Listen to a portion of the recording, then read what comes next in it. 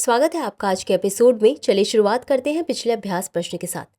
गलील क्षेत्र जो कभी कभी समाचारों में आता है कहाँ स्थित है? ए इजराइल, बी फ्रांस, सी दक्षिण अफ्रीका, डी श्रीलंका। इस प्रश्न का सही उत्तर है विकल्प ए इजराइल।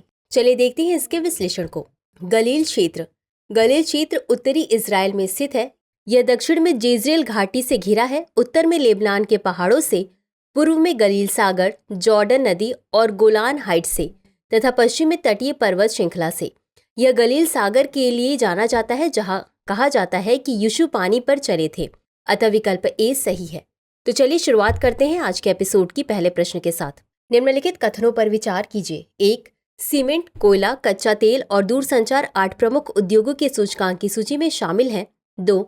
8 प्रमुख उद्योगों में औद्योगिक उत्पादन सूचकांक में शामिल मदों के भारांक का लगभग 40% हिस्सा है। नीचे दिए गए कूट का उपयोग करके सही उत्तर चुनिए। ए केवल 1, बी केवल 2, सी 1 और 2 दोनों, डी न तो 1 और न ही 2। इस प्रश्न का सही उत्तर है विकल्प बी केवल 2। चलिए देखते हैं इसके विश्लेषण को। 8 प्रमुख उद्योग सीमेंट, कोयला, कच्चा तेल, बिजली, उर्वरक, प्राकृतिक गैस, रिफाइनरी उत्पाद और स्टील 8 प्रमुख उद्योगों के सूचकांक की सूची में शामिल है। ICI 8 प्रमुख उद्योगों के उत्पादन के संयुक्त एवं व्यक्तिगत प्रदर्शन को मापता है, अतः कथन 1 सही नहीं है। 8 प्रमुख उद्योगों में औद्योगिक उत्पादन सूचकांक में शामिल मदों के भारांक का 40.27% हिस्सा शामिल है, अतः कथन 2 सही है। अगला प्रश्न है, धन्यवाद प्रस्ताव के संदर्भ में निम्नलिखित कथनों पर विचार कीजिए। 1. राष्ट्रपति के अभिभाषण पर संसद के निचले सदन में केवल धन्यवाद प्रस्ताव नामक प्रस्ताव पर चर्चा की जाती है। 2. चर्चा के अंत में इसे मतदान के लिए रखा जाता है। 3. सदन में इसका पारित न होना सरकार की हार के बराबर है। उपर्युक्त में से कितने कथन सही है या सही है? ए केवल 1, बी केवल 2, सी सभी 3, डी कोई भी नहीं। इस प्रश्न का सही उत्तर है विकल्प बी केवल 2। चलिए देखते हैं इसके विश्लेषण को। धन्यवाद प्रस्ताव राष्ट्रपति का अभिभाषण जो ब्रिटेन में सिंहासन से भाषण के अनुरूप होता है, पर संसद के दोनों सदनों में धन्यवाद प्रस्ताव नामक प्रस्ताव पर चर्चा की जाती है, अतः कथन 1 सही नहीं है। चर्चा के अंत में इस प्रस्ताव पर मतदान कराया जाता है, अतः कथन 2 सही है। इस प्रस्ताव को सदन में पारित होना ही चाहिए, अन्यथा सरकार की हार होगी, अतः कथन 3 सही है। अगला प्रश्न है, गांधी सागर वन्यजीव अभयारण्य के संबंध में निम्नलिखित कथनों पर विचार कीजिए। 1. पन्ना राष्ट्रीय उद्यान के पश्चात यह भारत में चीतों के वास के लिए निर्मित दूसरा स्थल है। 2. नर्मदा नदी इस अभयारण्य के एकदम बीच से होकर प्रवाहित होती है। 3. इसमें सवाना पारिस्थितिकी तंत्र है, जिसमें घास के विस्तृत मैदान और शुष्क पर्णपाती वृक्ष और झाड़ियां हैं। उपर्युक्त में से कितने कथन सही हैं? ए केवल 1, बी केवल 2, सी सभी 3, डी कोई भी नहीं। इस प्रश्न का सही उत्तर है विकल्प ए केवल 1। चलिए देखते हैं इसके विश्लेषण को।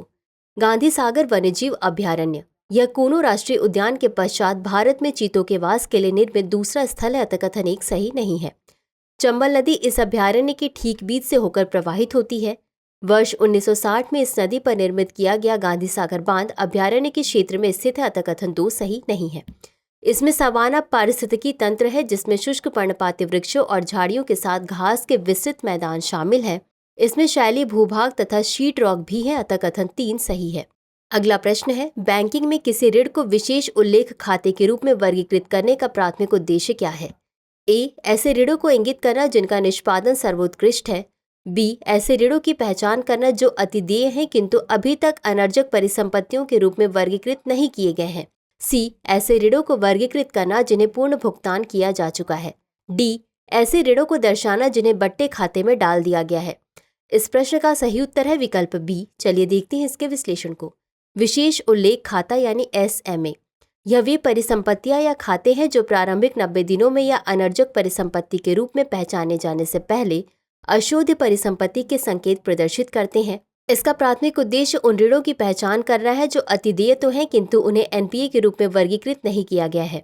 SMA का वर्गीकरण NPA बनने की संभाव्यता वाले खातों की पहचान करने के उद्देश्य से RBI द्वारा वर्ष 2014 में पेश किया गया था, अतः विकल्प बी सही है। अगला प्रश्न है, प्रधानमंत्री किसान सम्मान निधि के संदर्भ में निम्नलिखित कथनों में से कौन सा सही है या सही है? ए. यह एक केंद्रीय क्षेत्र की योजना है जो भूमिधारक किसानों की वित्तीय आवश्यकताओं की पूर्ति के लिए शुरू की गई है। 2. किसानों को भुगतान के लिए राशि राज्य सरकार को हस्तांतरित कर दी जाती है। 3. इसमें लघु और सीमांत किसानों को 60 वर्ष की आयु होने पर 3,000 रुपये मासिक पेंशन प्रदान करने का भी प्रावधान है। नीचे दिए गए कूट का उपयोग करके सही उत्तर चुनिए। ए केवल 1 और 2, बी केवल 2 और 3, सी केवल 1, डी 1, 2 और 3। इस प्रश्न का सही उत्तर है विकल्प सी केवल 1। चलिए देखते हैं इसके विश्लेषण को। प्रधानमंत्री किसान सम्मान निधि यानी पीएम किसान, यह एक केंद्रीय क्षेत्रक योजना है जो कुछ अवर्जन मानदंडों के अधीन देश भर के सभी कृषि योग्य भूमिधारक किसान परिवारों की वित्तीय आवश्यकताओं को पूरा करने के लिए शुरू की गई है। अतः कथन 1 सही है। इस योजना के तहत किसानों के आधार से जुड़े बैंक खातों में 6,000 रुपए की राशि वार्षिक आधार पर 2,000 रुपए की 3 समान किस्तों में प्रत्यक्ष रूप से हस्तांतरित की जाती है। अतः कथन 2 सही नहीं है। प्रधानमंत्री किसान मानधन योजना का उद्देश्य लघु और सीमांत किसानों को 60 वर्ष की आयु प्राप्त करने के बाद 3,000 रुपए मासिक पेंशन प्रदान करना है। अतः कथन 3 सही नहीं है। अगला प्रश्न है, निम्नलिखित कथनों पर विचार कीजिए। 1. केंद्रीय तिब्बती प्रशासन के पास तिब्बती शरणार्थियों का पुनर्वास करने एवं तिब्बत में स्वतंत्रता और खुशहाली बहाल करने का दोहरा कार्य है। 2. प्रारंभ में सीटीए धर्मशाला में स्थित था लेकिन बाद में यह नई दिल्ली में स्थानांतरित हो गया। नीचे दिए गए कूट का उपयोग करके सही उत्तर चुनिए। ए केवल 1, बी केवल 2, सी 1 और 2 दोनों, डी न तो 1 और न ही 2। इस प्रश्न का सही उत्तर है विकल्प ए केवल 1। चलिए देखते हैं इसके विश्लेषण को। केंद्रीय तिब्बती प्रशासन यानी सीटीए तिब्बती शरणार्थियों का पुनर्वास तथा तिब्बत में स्वतंत्रता एवं खुशहाली की बहाली केंद्रीय तिब्बती प्रशासन की स्थापना के दोहरे उद्देश्य हैं। अतः कथन 1 सही है। 29 अप्रैल 1959 को दलाई लामा ने उत्तर भारतीय हिल स्टेशन मसूरी में सीटीए की स्थापना की। मई 1960 में इसे धर्मशाला स्थानांतरित कर दिया गया। अतः कथन 2 सही नहीं है। अगला प्रश्न है, निम्नलिखित पर विचार कीजिए। 1. सुरक्षा और संप्रभुता के लिए साझेदारी। 2. गृह के लिए साझेदारी। 3. लोगों के लिए साझेदारी। 4. सामरिक खरीदों के लिए साझेदारी। उपर्युक्त में से कौन भारत फ्रांस रोड मैप क्षितिज 2047 या होराइजन 2047 का हिस्सा है? ए केवल 1, 2 और 4, बी केवल 2 और 3, सी केवल 1, 2 और 3, डी 1, 2, 3 और 4। इस प्रश्न का सही उत्तर है विकल्प सी केवल 1, 2 और 3। चलिए देखते हैं इसके विश्लेषण को। भारत फ्रांस रोड मैप क्षितिज 2047 या होराइजन 2047। 2023 में भारत फ्रांस साझेदारी की 25वीं वर्षगांठ के अवसर पर दोनों देशों ने 2047 तक द्विपक्षीय संबंधों की दिशा तय करने के लिए एक रोड मैप अपनाने पर सहमति व्यक्त की, जिसे क्षितिज 2047 कहा गया। भारत फ्रांस रोड मैप क्षितिज 2047 या होराइजन 2047 के 3 स्तंभ है।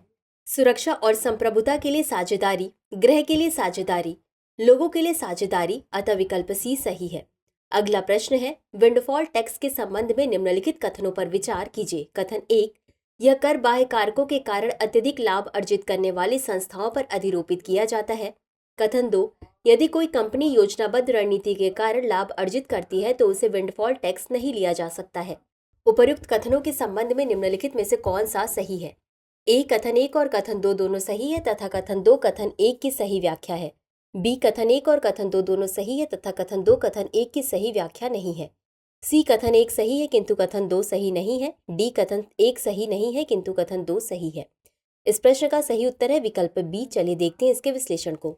विंडफॉल टैक्स यह एक बारगी कर है जो उन संस्थानों पर लगाया जाता है जिन्होंने बाह्य कारकों के कारण अत्यधिक लाभ अर्जित करते हैं। अतः कथन 1 सही है। हालांकि सरकार विंडफॉल टैक्स केवल तभी लगा सकती है जब किसी कंपनी को हुआ अत्यधिक लाभ बाह्य कारकों के कारण हुआ है। अगर कोई कंपनी किसी योजनाबद्ध रणनीति के कारण लाभ अर्जित करती है तो कोई विंडफॉल टैक्स नहीं लगाया जा सकता। अतः कथन 2 सही है। अतः विकल्प बी सही है क्योंकि कथन 1 और कथन 2 दोनों सही हैं तथा कथन 2 कथन 1 की सही व्याख्या नहीं है। अगला प्रश्न है, आमतौर पर बौद्ध धर्म से संबंधित अभय मुद्रा के संदर्भ में निम्नलिखित कथनों पर विचार कीजिए। 1, यह निर्भयता के भाव को दर्शाता है। 2, यह ईसाई धर्म और जैन धर्म की प्रतिमा शास्त्र में भी पाया जाता है। उपर्युक्त में से कौन सा या कौन से कथन सही है या सही है? ए केवल 1, बी केवल 2, सी 1 और 2 दोनों, डी न तो 1 और न ही 2। इस प्रश्न का सही उत्तर है विकल्प सी 1 और 2 दोनों। चलिए देखते हैं इसके विश्लेषण को। अभय मुद्रा एक हस्त मुद्रा है जिसे सामान्यतः बौद्ध और हिंदू प्रतिमा शास्त्र में दर्शाया जाता है, जो निर्भयता की मुद्रा का प्रतिनिधित्व करती है। अतः कथन 1 सही है। यह आमतौर पर दाहिने हाथ की हथेली को कंधे की ऊंचाई पर बाहर की ओर रखते हुए तथा अंगुलियों को ऊपर की ओर रखते हुए बनाई जाती है। यह भगवान बुद्ध द्वारा ज्ञान प्राप्ति के तुरंत बाद की स्थिति से जुड़ी है, जो ज्ञान प्राप्ति से प्राप्त सुरक्षा, शांति तथा करुणा की भावना को दर्शाती है। अभय मुद्रा ईसाई धर्म तथा जैन धर्म सहित धार्मिक परंपराओं की प्रतिमाओं में भी पाई जाती है। अतः कथन 2 सही है। अगला प्रश्न है, डिजिटल इंडिया के संदर्भ में निम्नलिखित कथनों पर विचार कीजिए। 1. इसे सूचना एवं प्रसारण मंत्रालय द्वारा भारत को डिजिटल रूप से सशक्त समाज में बदलने के लिए लॉन्च किया गया था। 2. ब्रॉडबैंड हाईवे और मोबाइल कनेक्टिविटी तक सार्वभौमिक पहुंच डिजिटल इंडिया के 11 स्तंभों में से है। उपर्युक्त में से कौन सा या कौन से कथन सही है या सही है? ए केवल 1, बी केवल 2, सी 1 और 2 दोनों, डी न तो 1 और न ही 2।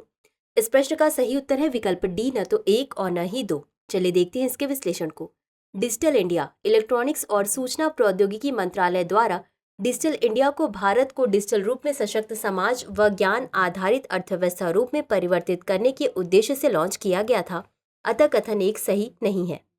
डिजिटल इंडिया के 9 स्तंभ हैं। इसमें ब्रॉडबैंड हाईवे, मोबाइल कनेक्टिविटी तक सार्वभौमिक पहुंच, सार्वजनिक इंटरनेट पहुंच, ई गवर्नेंस, ई क्रांति, सभी के लिए सूचना, इलेक्ट्रॉनिक्स विनिर्माण, नौकरियों के लिए आईटी और अर्ली हार्वेस्ट प्रोग्राम शामिल है, अतः कथन 2 सही नहीं है।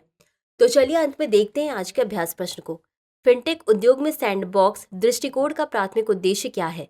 ए. वित्तीय उत्पादों के लिए अनुमोदन प्रक्रिया में तेजी लाना। बी. ग्राहक संबंध प्रबंधन प्रणालियों को बढ़ाना। सी. एन्क्रिप्शन के माध्यम से ऑनलाइन लेन देन की सुविधा में सुधार करना। डी. नियामक प्रभाव के बिना नवीन वित्तीय प्रौद्योगिकियों के परीक्षण के लिए एक नियंत्रित वातावरण प्रदान करना। तो इस प्रश्न का उत्तर कमेंट बॉक्स में जरूर दें। आज के लिए बस इतना ही। धन्यवाद।